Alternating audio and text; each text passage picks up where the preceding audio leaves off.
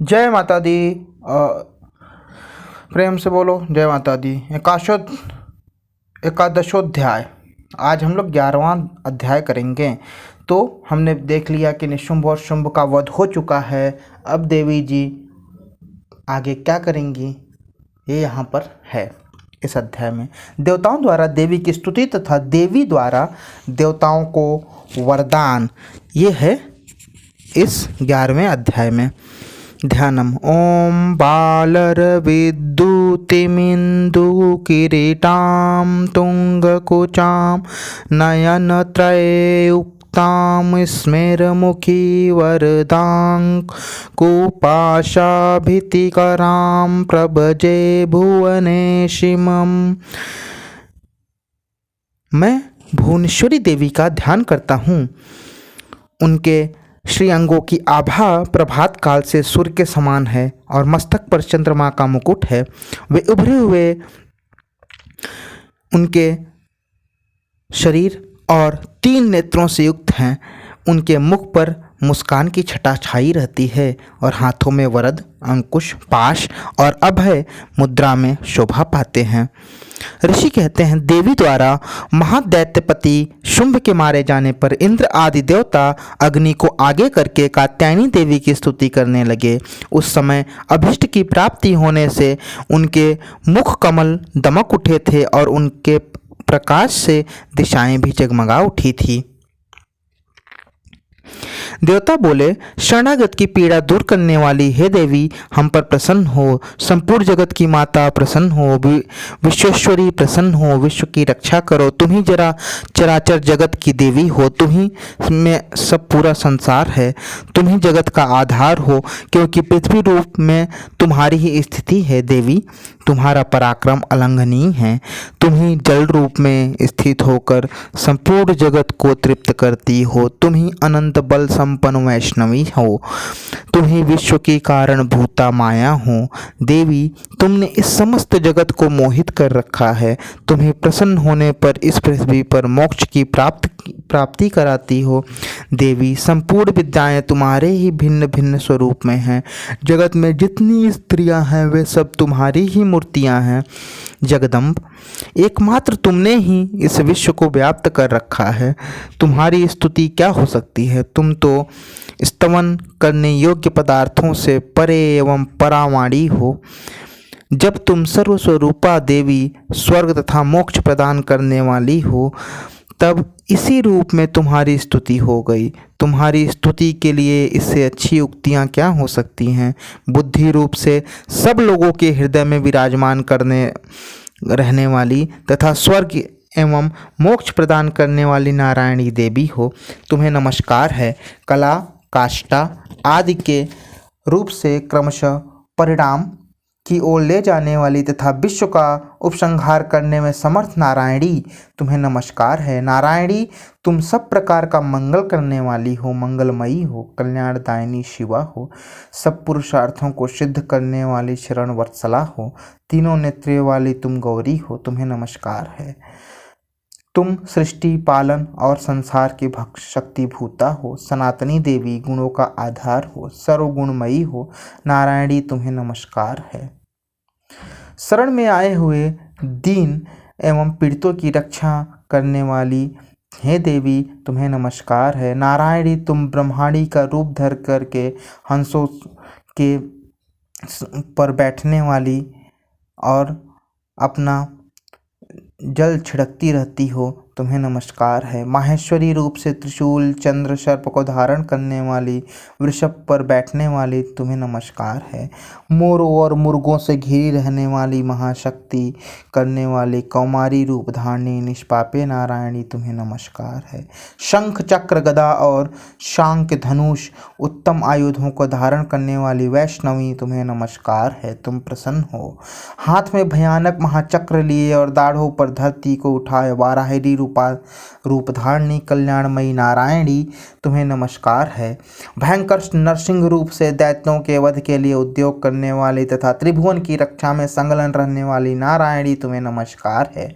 मस्तक पर किरीट और हाथ में महावज्र धारण करने वाली, सहस्त्र नेत्रों के कारण उद्दित दिखाई देने वाली और वृतासुर के प्राणों का अपहरण करने वाली इंद्रिय शक्ति रूपा नारायणी देवी तुम्हें नमस्कार है। शिवदूती रूप से दैत्यों की महती सेना का संहार करने वाली, भयंकर रूप धारण करने वाली देवी तुम्हें नमस्कार है।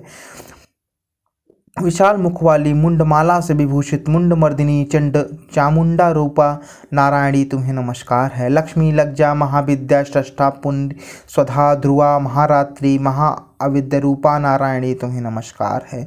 सरस्वती, वरा, भूत, ब्राभवी, तामसी, नियता, ईशा रूपिणी नारायणी तुम्हें नमस्कार है। सर्वस्वरूपा सर्वेश्वरी हे देवी आपको नमस्कार है। सभी भयों से हमारी रक्षा करो तुम्हें नमस्कार है। कात्यायनी, यहाँ 3 लोचनों से विभूषित तुम्हारा सौम्य मुख इस प्रकार के भयों से हमारी रक्षा करे तुम्हें नमस्कार है। भद्रकाली, ज्वालाओं के कारण विकराल प्रतीत होने वाला, अत्यंत भयंकर और समस्त असुरों का संहार करने वाला तुम्हारा त्रिशूल भय से हमें बचाए तुम्हें नमस्कार है। देवी, जो अपनी ध्वनि से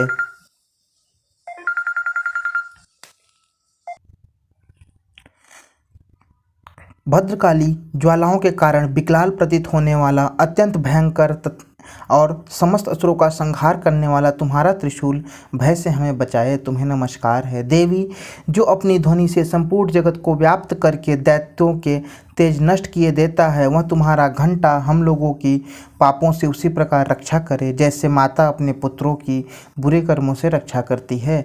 चंडी के तुम्हारे हाथों में सुशोभित खड्ग, जो असुरों के रक्त और चर्बी से चर्चित हैं, हमारा मंगल करें तुम्हें नमस्कार करते हैं। देवी, तुम प्रसन्न होने पर सब रोगों का नष्ट कर देती हो और कुपित होने पर मनोवांछित सभी कामनाओं को नाश कर देती हो।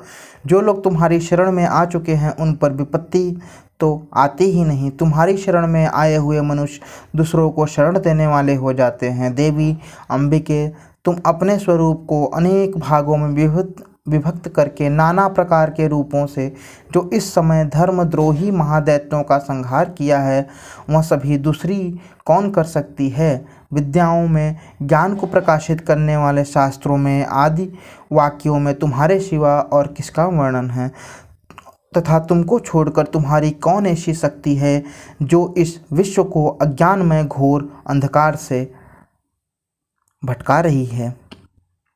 जहाँ राक्षस, जहाँ भयंकर विष वाले सर्प, जहाँ शत्रु, जहाँ लुटेरों की सेना और जहाँ दावानल हो, वहाँ तथा समुद्र के बीच में भी साथ रखकर तुम हमारी रक्षा करो, विश्व की रक्षा करो। विश्वेश्वरी देवी, तुम विश्व का पालन करती हो, विश्वरूपा हो, इसीलिए संपूर्ण विश्व को धारण करो। तुम भगवान विश्वनाथ की भी वंदनीय हो। जो लोग भक्ति पूर्वक तुम्हारे सामने मस्तक झुकाते हैं, वे संपूर्ण विश्व को आश्रय देने वाले होते हैं। देवी, प्रसन्न हो। जैसे इस समय असुरों का वध करके तुमने शीघ्र ही हमारी रक्षा की है, उसी प्रकार सदा हमें शत्रुओं के भय से बचाओ। संपूर्ण जगत का पाप नष्ट कर दो और उत्पात एवं पापों के फलस्वरूप प्राप्त होने वाली महामारी आदि बड़े बड़े उपद्रवों के शीघ्र दूर करो। विश्व की पीड़ा दूर करने वाली देवी, हम तुम्हारे चरणों पर पड़े हैं, हम पर प्रसन्न हो। त्रिलोक निवासियों की पूजनी परमेश्वरी, सब लोगों को वरदान दो। देवताओं में वर देने को तैयार हूँ। तुम्हारे मन की इच्छा जो भी हो वर मांग लो, तब संसार के लिए मैं उस वर को दे दूंगी। देवी ने कहा। देवता बोले, सर्वेश्वरी, तुम तीनों लोगों की समस्त बाधाओं को शांत करो और शत्रुओं का नाश करो। देवी बोली, देवताओं, वैवस्वत मनवंतर के 28वें युग में शुंभ और निशुंभ नाम के 2 और महादैत्य उत्पन्न होंगे। तब मैं नंद गोप के घर में उनकी पत्नी यशोदा के गर्भ से अवतीर्ण हो विंध्याचल में जाकर रहूंगी और उक्त दोनों असुरों का नाश करूंगी। फिर अत्यंत भयंकर रूप से पृथ्वी पर अवतार ले मैं वैप्रचित्त नाम वाले दानवों का वध करूंगी। उन भयंकर महादैत्यों का भक्षण करते समय मेरे दांत अनार के फूल की भांति लाल हो जाएंगे। तब स्वर्ग में देवता और मर्त्यलोक में मनुष्य सदा मेरी स्तुति करते हुए रक्त दंतिका कहेंगे। फिर मेरे पृथ्वी पर 100 वर्षों के लिए वर्षा रुक जाएगी और पानी का अभाव हो जाएगा। उस समय मुनियों के स्तवन करने पर मैं पृथ्वी पर अयोनिज रूप में प्रकट होंगी और 100 नेत्रों से मुनियों को देखूंगी और मनुष्य ताक्षी इस नाम से मेरा कीर्तन करेंगे। उस समय मैं अपने शरीर से उत्पन्न शकों द्वारा संसार का भरण पोषण करूंगी। जब तक वर्षा नहीं होगी तब तक वे शाक ही सबके प्राणों की रक्षा करेंगे। ऐसा करने पर पृथ्वी पर शाकंभरी नाम से मेरी ख्याति होगी। उस अवतार में मैं दुर्गम नामक दैत्य का वध करूंगी। इससे मेरे नाम दुर्गा देवी के रूप से प्रसिद्ध होगा, क्योंकि देवी ने दुर्गम नाम के दैत्य का वध कर दिया। फिर जब मैं भीम रूप धारण करके मुनियों की रक्षा के लिए हिमालय पर रहने वाले राक्षसों का भक्षण करूंगी, उस समय मुनि भक्ति से नतमस्तक होकर मेरी स्तुति करेंगे। तब मेरा नाम भीमा देवी के रूप में विख्यात होगा। जब अरुण नामक दैत्य तीनों लोकों में भारी उपद्रव मचाएगा, तब मैं तीनों लोकों का हित करने के लिए 6 पैरों वाले असंख्य भ्रमरों का रूप धारण करके उस महादैत्य का वध करूंगी। उस समय सब लोग भ्रामरी नाम से मुझे जानेंगे, मेरी स्तुति करेंगे। इस प्रकार जब जब संसार में दानवी बाधा उपस्थित होगी, तब तब मैं शत्रुओं का संहार करूंगी। बोलिए भगवती मैया की जय। इसी के साथ 11वां अध्याय पूर्ण।